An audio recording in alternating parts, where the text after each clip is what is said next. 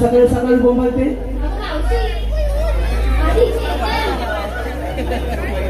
काय बोलते हो आले हा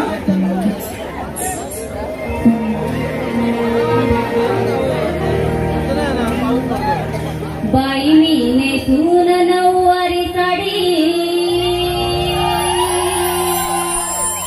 आली मावशी मी सुंदरी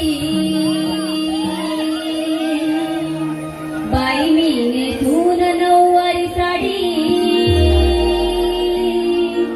आली मावशी मी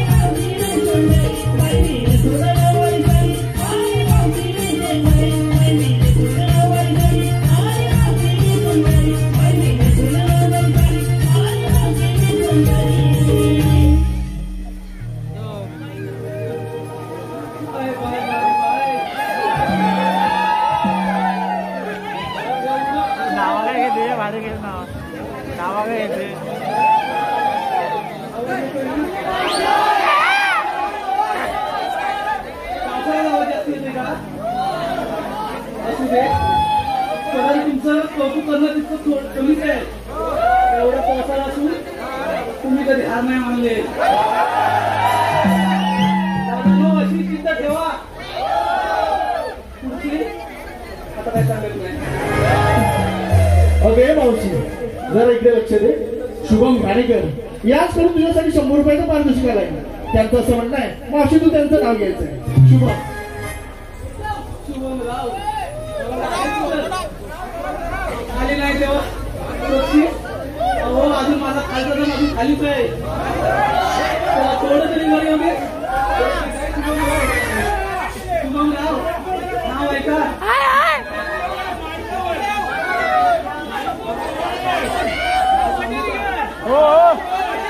नाव सांगू का? जल्ल जरा शांत बसला तर सगळ्यांना आवाज आहे ना. चौफेरी वाड्याला 7 खांब ऐकते ना काका? चौफेरी वाड्याला 7 खांब दशरथाच्या पोटी जन्मलेला. राम गेले 15 रुपये आणले 15.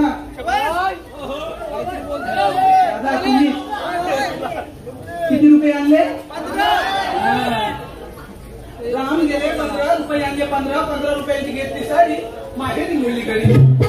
नेसली साडी दादा, नेसली साडी लवकरच आली आहे.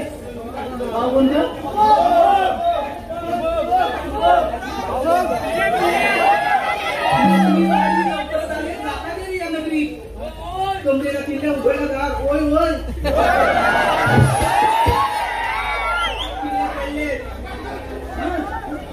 कमरेला किल्ल्या उघडला दार. दाराची दारी भिंत, भिंत शेजारी कपाट, कपाटाची दारी खाट, खाटेवर गादी, गादीवर उशी, उशीवर परत, परत वाटी आणि वाटीत तूप असायचं.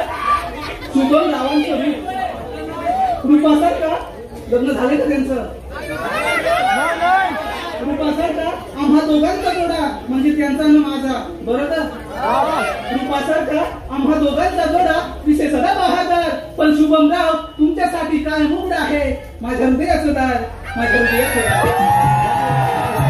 त्याचप्रमाणे विनय घाणेकर, आदिनाथ घाणेकर, शुभम घाणेकर याचकडून पहाट गीताच्या वन्समोर साठी 300 रुपयाचं बहुमूल्य पारितोषिक आलंय. त्यांचं असं म्हणणं आहे, पहाट गीत वन्समोर झालं पाहिजे. वन्समोर